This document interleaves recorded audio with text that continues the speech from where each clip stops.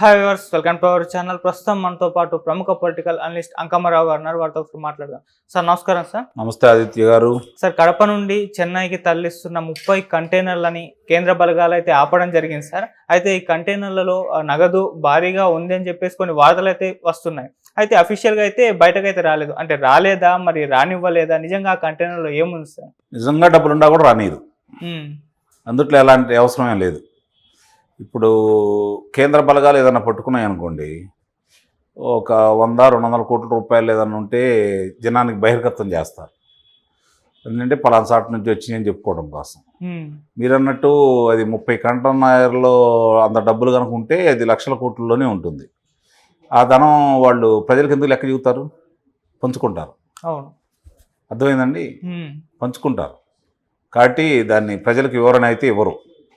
కాకపోతే ఇప్పుడు అనుమానం ఎందుకు వస్తుందంటే అందరికీ అది కడప నుంచి బయలుదేరింది అని చెప్పని ఒక నిర్ధారణకైతే రావడం జరిగింది. కాబట్టి సహజంగా కడప అంటే జగన్మోహన్ రెడ్డి గారికి ఆయన ప్రాంతం కాబట్టి మరి ఇడుపులపై నుంచి అని చెప్పని అంటున్నారు. ఎంతవరకు నిజమనేది చూడాలి.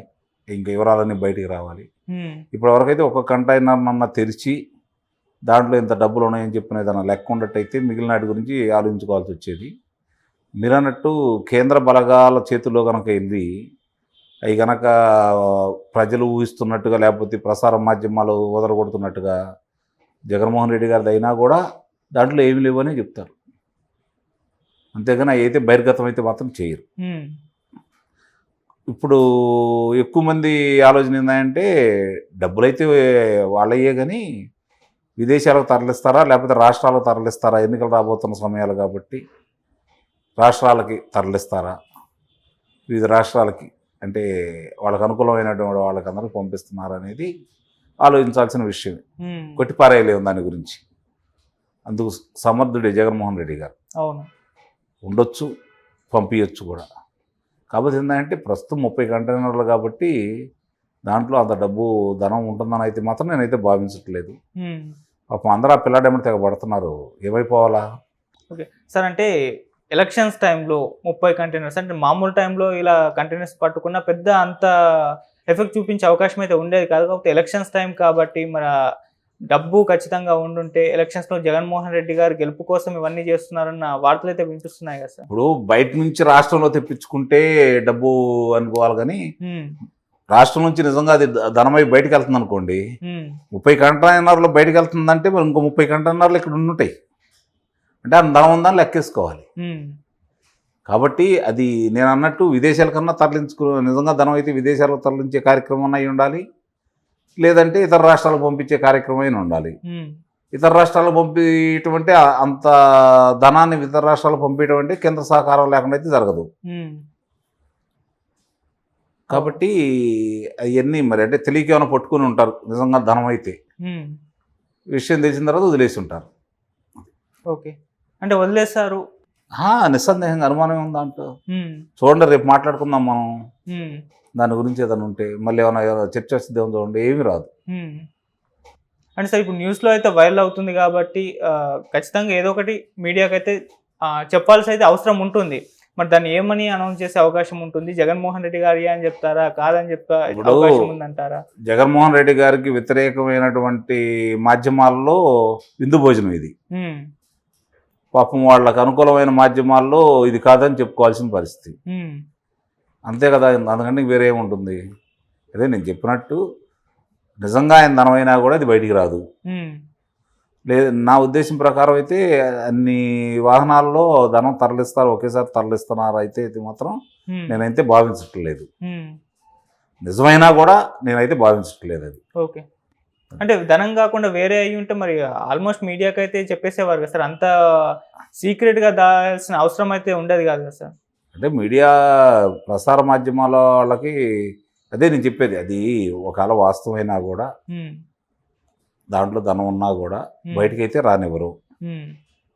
అర్థమైందండి.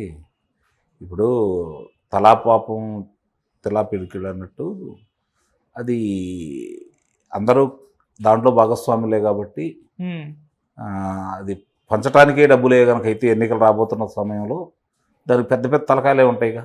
అవును, మరి ఈయన అంటే జాతీయ జనతా పార్టీకి వ్యతిరేకంగా కూటమికి అయితే ఇతను సహాయపడలేదు కదా. మామూలు మిగిలిన వాళ్ళు ఏదంటే వేరే వాళ్ళు అయితే ఆ కూటమికి డబ్బులు పంపిస్తున్నాడు అనుకోవచ్చు ఇతర రాష్ట్రాలకి. కానీ ఇతను ఆ అవకాశం అయితే లేదు కదా. వీళ్ళిద్దరు సత్సంబంధాలు బాగానే ఉన్నాయి కదా. పంపిస్తే కేంద్రానికి పంపించాలా, లేదంటే విదేశానికి తరలించాలి. ఈ రెండే, వేరే ఏముండవు. చూడండి మీరు కావాలంటే. ఒకవేళ నిజంగా ఆయన విదేశాలకు తరలిస్తారని చూసినా కూడా దాన్ని ఏమైతే ఆపరు. అది మాత్రం వాస్తవం. ఓకే. ఇప్పుడున్న పరిస్థితుల్లో కేంద్రం మాత్రం అతనికి సహాయమే చేసి తప్ప వ్యతిరేకంగా అయితే నిర్ణయాలు తీసుకున్నదని అయితే మాత్రం మనం భావించాల్సిన అవసరం అయితే లేదు. సరే, ఎలక్షన్స్కి ఇంత టైం ఉన్న రోజుల్నే ఇటువంటివి చూస్తున్నాం. మరి ఎలక్షన్స్ దగ్గరలో పడే అవకాశం ఉంది కాబట్టి మరి ఇంకెన్నా చూసే అవకాశం ఉందంటారా? చాలా విచిత్రాలన్నీ చూడాల్సి వస్తుంది. ప్రతిదీ ఏది జరిగినా కూడా ఇదే అని భావించాల్సి వస్తుంది. ఇంకా చాలా విచిత్రాలు చూడాల్సి వస్తుంది. అందుట్లో అనుమానం లేదు. ఓకే. అంటే గెలుపు కోసం జగన్మోహన్ రెడ్డి గారు ఎంతవరకన్నా వెళ్తారు అనడానికి నిదర్శనం సార్. ఇప్పుడు తరలిస్తున్నాడు అంటే ఆయన గెలుపు మీద నమ్మకం పోయిందనే దాని అర్థం. నిజంగా ఆయన డబ్బులు కనుక ఆయనకి అయితే తరలిస్తున్నాడు అంటే ఇప్పుడు దాకా భద్రం, రాష్ట్రం అతని చేతుల్లో ఉంది.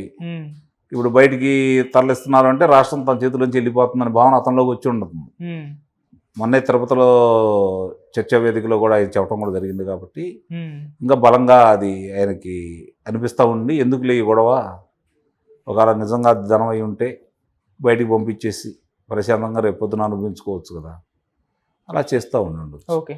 సరే, ఎలాగో బయటపడదు అన్న ఒక ఉద్దేశంతో పంపించుంటారు. కాకపోతే ఇవి బయటపడింది కాబట్టి ఇప్పుడు మరి వైసీపీ నుంచి ఎటువంటి కౌంటర్స్ వచ్చే అవకాశం? ఆదిత్య గారు, మీరు ఒకటి ఆలోచించండి.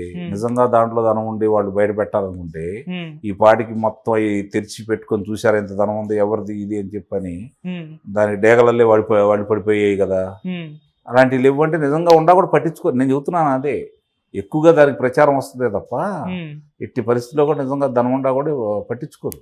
ఓకే సార్, అంటే ఎలక్షన్స్ టైంలో 30 కంటైనర్స్ అంటే మామూలు టైంలో ఇలా కంటైనర్స్ పట్టుకున్న పెద్ద అంత ఎఫెక్ట్ చూపించే అవకాశం అయితే ఉండేది కాదు. కాకపోతే ఎలక్షన్స్ టైం కాబట్టి మరి డబ్బు ఖచ్చితంగా ఉండుంటే ఎలక్షన్స్లో జగన్మోహన్ రెడ్డి గారు గెలుపు కోసం ఇవన్నీ చేస్తున్నారన్న వార్తలు అయితే వినిపిస్తున్నాయి కదా సార్. ఇప్పుడు బయట నుంచి రాష్ట్రంలో తెప్పించుకుంటే డబ్బు అనుకోవాలి, కానీ రాష్ట్రం నుంచి నిజంగా అది ధనమై బయటకు వెళ్తుంది అనుకోండి, 30 కంటైనర్లు బయటకు వెళ్తుందంటే మరి ఇంకో 30 కంటైనర్లు ఇక్కడ ఉండుంటాయి అంటే ఆ ధనం ఉందని లెక్కేసుకోవాలి.